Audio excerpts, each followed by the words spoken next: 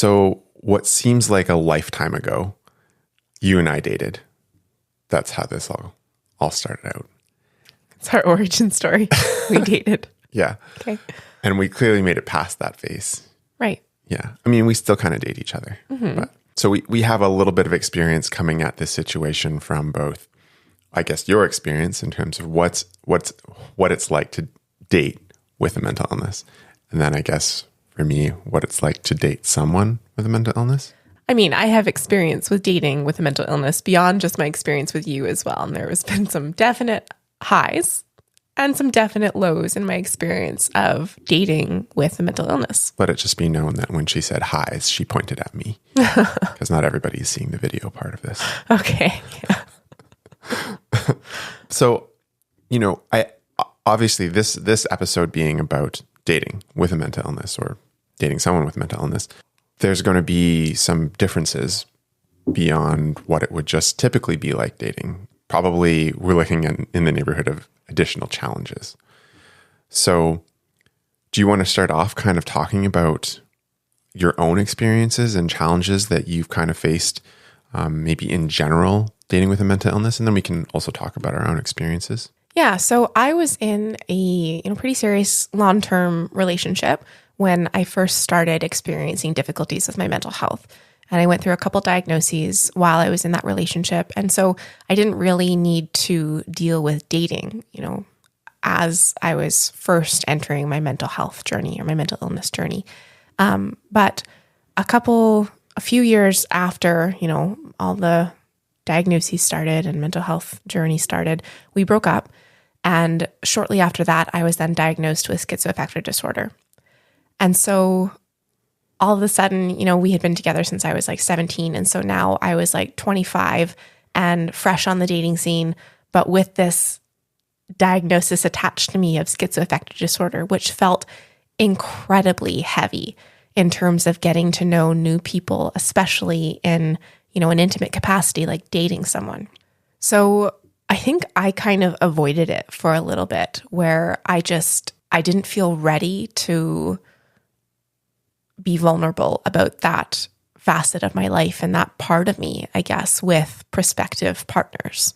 And also, I was in a long-term relationship and getting back into like the online dating scene, dating apps and stuff felt horrible and daunting in and of itself. Never mind when you have something that you feel like you're almost hiding and don't really want to reveal or don't know when the right time to reveal is, like an illness like schizoaffective disorder. But eventually I decided that it was something that I wanted to pursue. I wanted that companionship and that sort of deeper relationship with someone. And so, I put myself out there on the dating apps. I tried to meet new people and stuff, but it was always a really, really difficult question in the back of my mind of, okay, am I lying to this person by not disclosing that I have a mental illness? Am I prioritizing them getting to know me as a person before I, share vulnerable details of my life and my medical history? That's not really something that I feel you need to offer up right away, but it is a difficult balance of knowing when do you need to disclose that? Because I think with an intimate partner, you do need to disclose that at some point. You can't just go through a whole relationship, get serious with the person, build a life together, and just never disclose this huge part of your life. And so that was really difficult, I think, to figure out when to disclose. Right. And so it makes sense that there kind of needs to be this balance between getting to know having somebody get to know you for you, but then also sharing this particular detail of your life that could invite judgment, right? Well, yeah, it could invite judgment, but also I think at that time in my life, a fresh new diagnosis of schizoaffective disorder and coming out of a really, really difficult period of my life, I think I was having a really, really hard time separating my mental illness from my identity. And so when I'm putting myself out there to get to know someone and to have that person get to know me too, that created some difficulty and some, incongruency within myself of who I was, what it meant to get to know me, who I wanted to be. So internally, you're having this kind of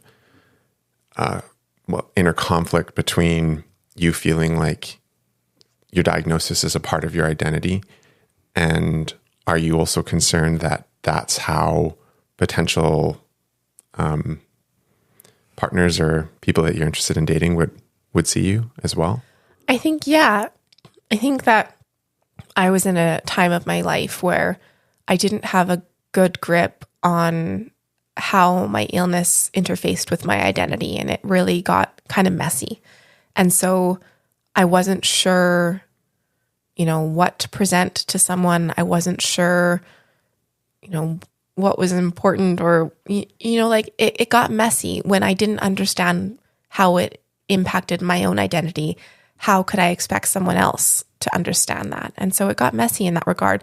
And, I think I came to a place of acceptance, and where I knew that it was more important to get to know me as a person beyond my illness. But I think it's also important to acknowledge the realities of living with a mental illness like schizoaffective disorder or another chronic mental illness where, it impacts my life.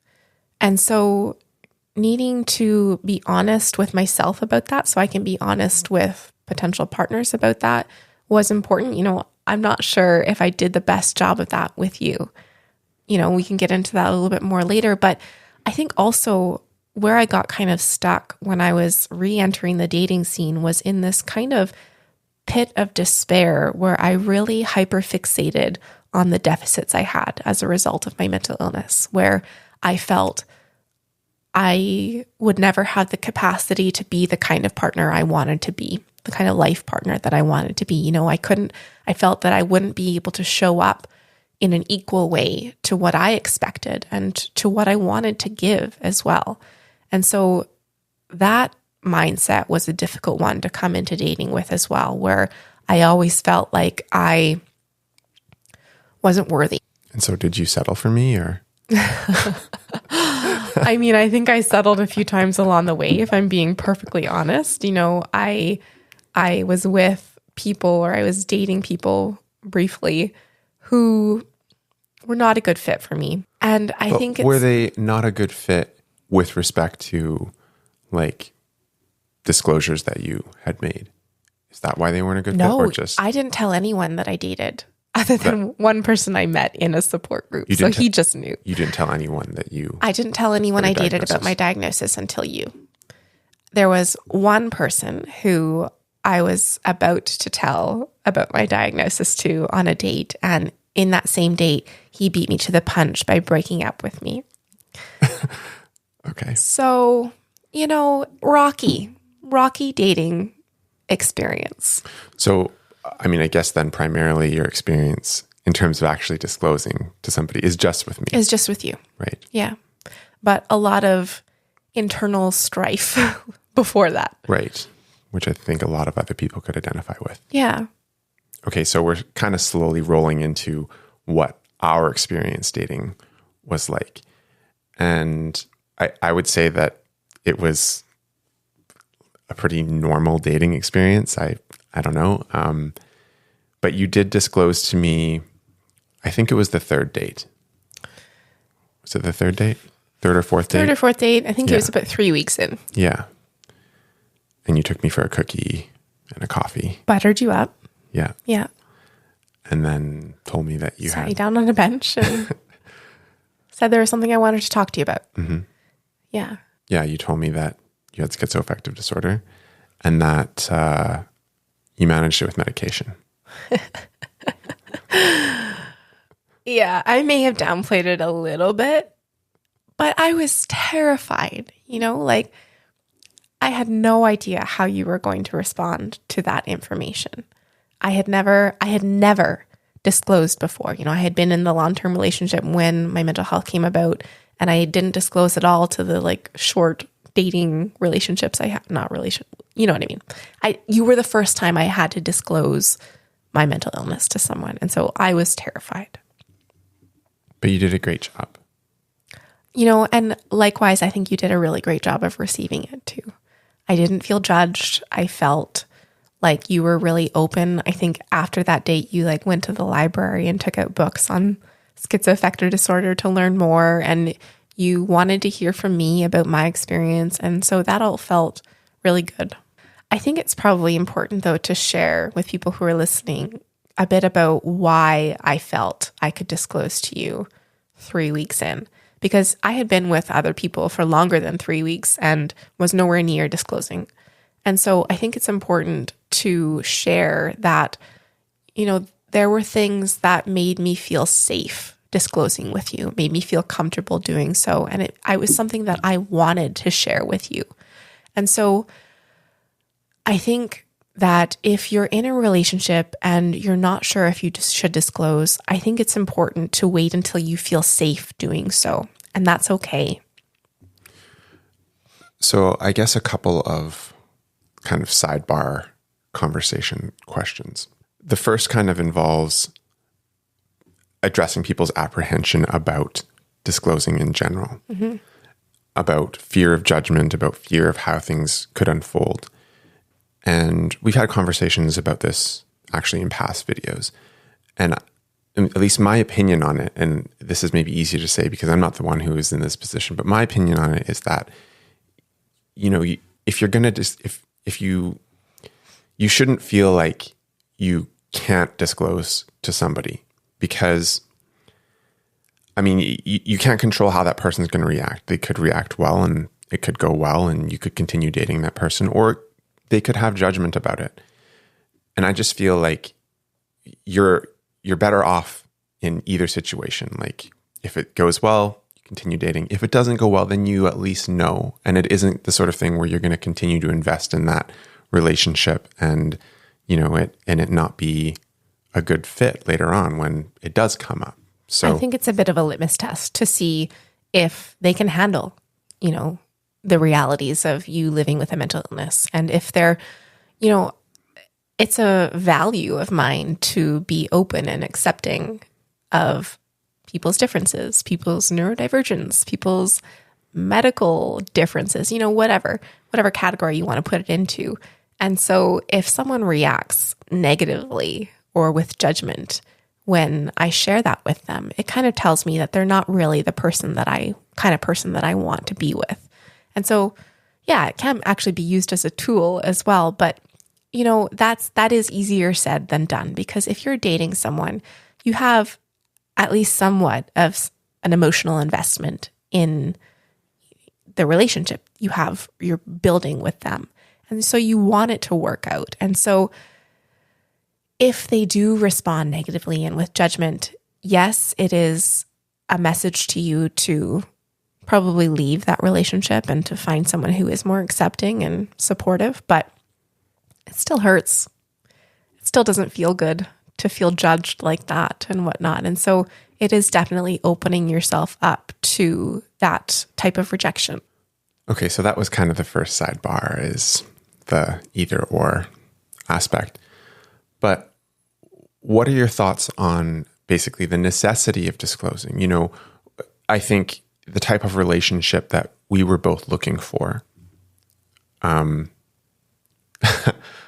say this, but we were both on Tinder. So what kind of relationship were we looking for? But anyways, I think you have an idea maybe of the type of relationship that you could maybe even get from somebody when you're dating. And so do you think that it is necessary to disclose in every situation? Or do you think that there's just situations where somebody is just dating and they don't really want to have like any kind of like long-term or intense relationship with somebody? And so does it matter that they disclose? Do you have to disclose every time, do you think? I don't think so. You're talking about like a friends with benefits sort of arrangement going on? Or like, what are you talking about? I mean, I guess it could be that, or just, yeah, people like dating because they want to, yeah, maybe friends with benefits situation. I mean, I think dating in general, regardless of mental health, communication is a really important factor. And so I think if you are doing a good job of communicating that it's just casual and you don't want to, you know, invest in a long-term relationship or whatnot, then that's probably a situation where you probably don't need to disclose because you're not building a life with this person. You're not really life partners where it impacts them really at all. Mm-hmm. And so maybe not. I think really the ultimate decision of when to disclose and if you should disclose lies with the person who has the mental illness, because it's not something that you owe to anyone. I would strongly encourage you to disclose if you're getting into a serious relationship with someone where it does have the potential to impact their life as well. But you don't owe it to anyone. It is your decision when and how to disclose. Okay, I think that makes sense in terms of when to disclose and your obligation to disclose and that kind of thing. So jumping back into what our experience was like. So I did a little bit of research before this episode, and one of the things that came up in terms of advice for people who are dating people with mental illness was to not let the illness define the relationship. And I guess that goes for both sides, but what that made me think about was kind of our early experience with dealing with difficult situations while we're still like in the dating phase. And actually maybe even to jump back in terms of not letting the illness define the relationship. Like, I think it is a little bit funny that we have 2 YouTube channels on mental illness, so probably didn't do the best job there. I think, though, that it is possible to still separate that. Like, I don't think that it defines our relationship. Okay, let's get into a little bit of a dialogue about this then, because I mean, I was thinking about it, and I mean, I think you and I actually have maybe slightly differing perspectives on relationships in general. I think I feel a lot more like you could be with anybody. You just have to, work at the relationship. There's no like one perfect person for you. I think I caught you off guard the other day. That feels good. I think I caught you off guard. Anybody. I think I caught you off guard the other day when I told you that I thought there were better people for both of us out there. These are things that my husband says to me regularly. But I think that that's kind of the case. Like, there's probably like better people for both of us just naturally. There's billions of people out there. Like, let's just be honest about like what the situation is. Like, we found each other in Edmonton. I think we have a great relationship and we work at it. And I think that's kind of the more important aspect of relationships is that you have to put the work into it. Agreed. I still like you and who you are. And yeah, I want to be with you. And I want to put that work in, for sure. It does take that element. Base level. Yeah, of course. Mutual. Of course. I'm not saying that you can be with anyone. Well, you actually did say that. Did I say that? Yeah. That's the wrong language. I meant there's better people for us out there. Okay. Anyways. Sorry, sidetrack there. But I do think that in some ways, your illness did define our relationship. And so what I mean by that is kind of the way that we dealt with conflicts. Like, things that are popping out in my mind are like you having difficulty taking medication and me taking it personally and me feeling like I needed to like make sure that you took your medication, that kind of owning that responsibility. There was that aspect to it. And then there was like hospitalizations. And so one.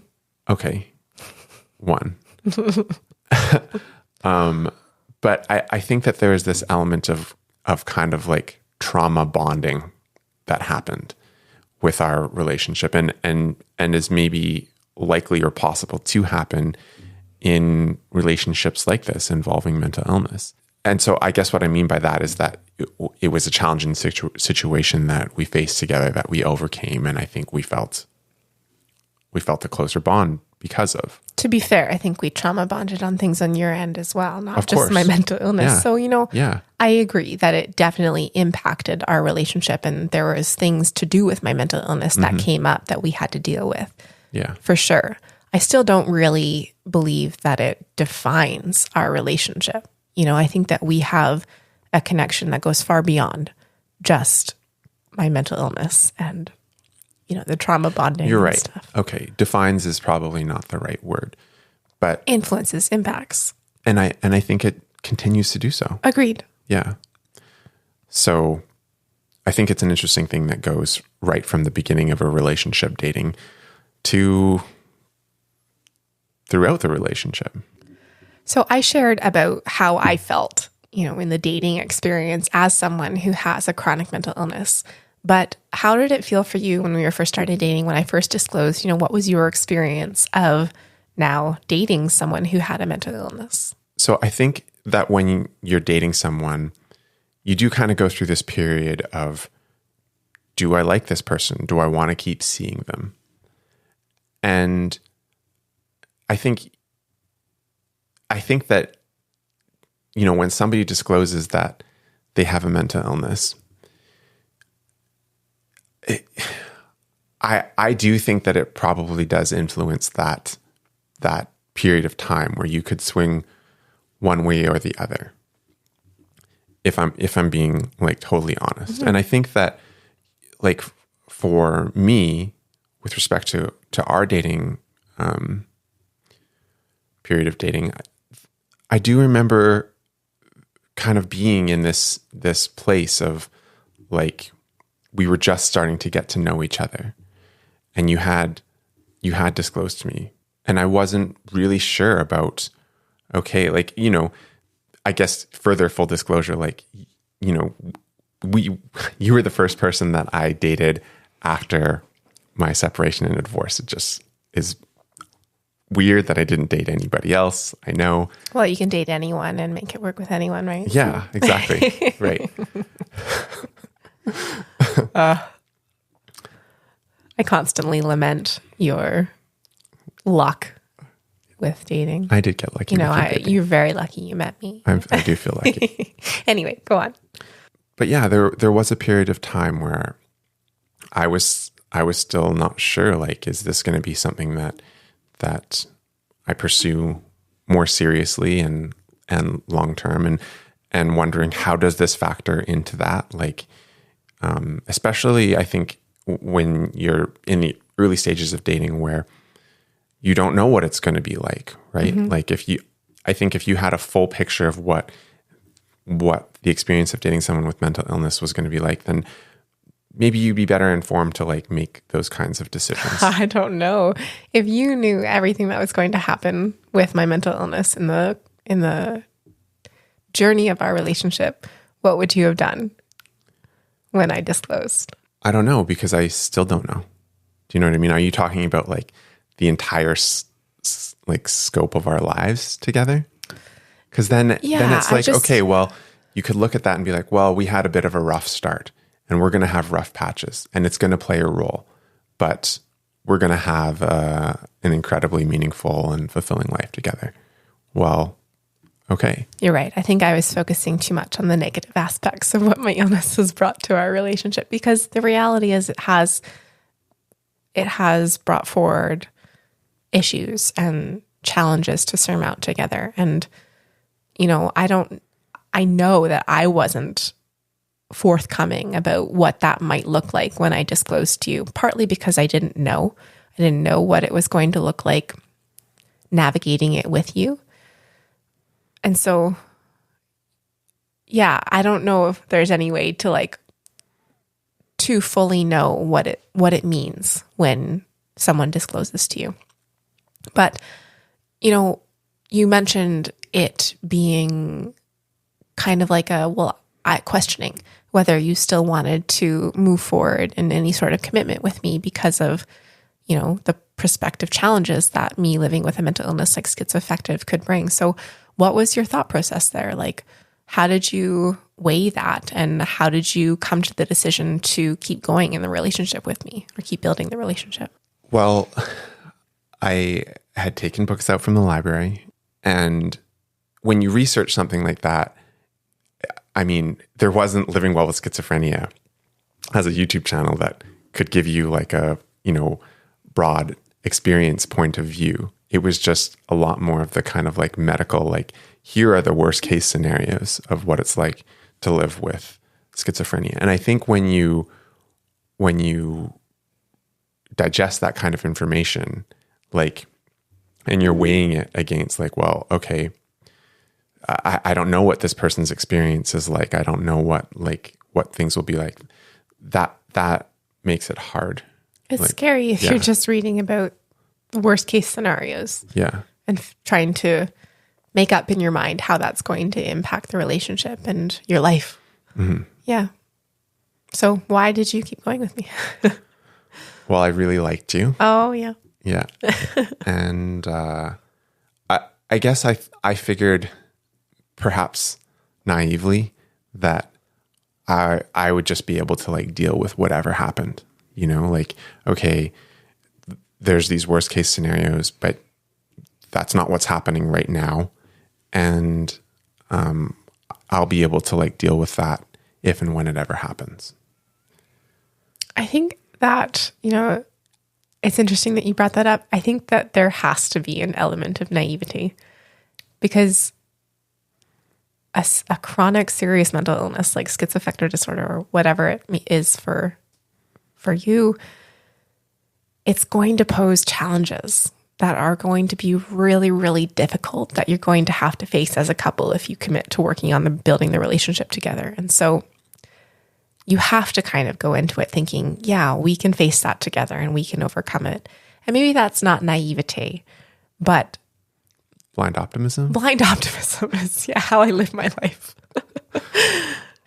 I think just to bring it back also to what you mentioned about the research that you did around what is schizophrenia, what is schizoaffective disorder, and coming up with these kind of, you know, worst case scenario, very medical heavy, jargony resources. I think that that's something that's really important to not do maybe in the beginning of a relationship when one partner or both partners has a mental illness. I think it's really more important to ask the person who's living with a mental illness what their experience of the illness is and working to really understand it from their perspective, because it does affect everyone differently. You know, everyone's experience with their mental illness is going to be different. And all that really matters is how it affects the person you're dating, right? In the context of how it's going to impact your relationship or how it could potentially impact your relationship. And that's ultimately going to strengthen your relationship too, is listening and learning about their experience of what it means for them and their life. So I know that there's a lot that we could talk about relationships, but really we're kind of just focusing on the dating aspect here. And I think probably the biggest topic that we've talked about here is around disclosure, around the idea of kind of when to disclose, what to disclose, whether you should disclose, you know, what it feels like to do that. And then also how to receive that information and perhaps what not to do with that information. But yeah, this one was really focused more on the dating experience. And so I think that's something that most people find the most challenging about that is disclosure. So hopefully me sharing my own experience navigating disclosure and, you know, tips and tricks that I've learned. I think, you know, something that maybe I didn't highlight enough was how important self-acceptance was in terms of feeling more at ease and comfortable disclosing to other people. And I think that that is something that really needs to be worked on first and foremost, not only for facilitating disclosure, but also just for helping you feel more comfortable and at ease with yourself, and like you have a good grip on how your mental illness doesn't define you in the actual relationship that you're working on building as well. Right. It does seem like it'd be difficult to approach dating well if you didn't have that kind of, if you weren't doing that kind of work with yourself first. Yeah, you know, the old adage, you have to be happy with yourself before you can be happy with someone else, I think really rings true with this as well, where you need to have a level of self-acceptance before you can expect someone to accept you for who you are beyond your mental illness as well. Well said. Oh, thanks. Okay, so thank you so much for listening to this episode. We also just want to take a minute to remind you about our online peer support community. You can find out more at onlinepeersupport.com. It's a really wonderful space where we offer peer support through various text channels on the Discord app, but also offer weekly peer support groups, live facilitated peer support groups. So if that interests you at all, make sure to check out onlinepeersupport.com to learn more and to sign up. All right. Thank you so much for joining us for this episode, and we'll see you in the next one. Bye. Bye.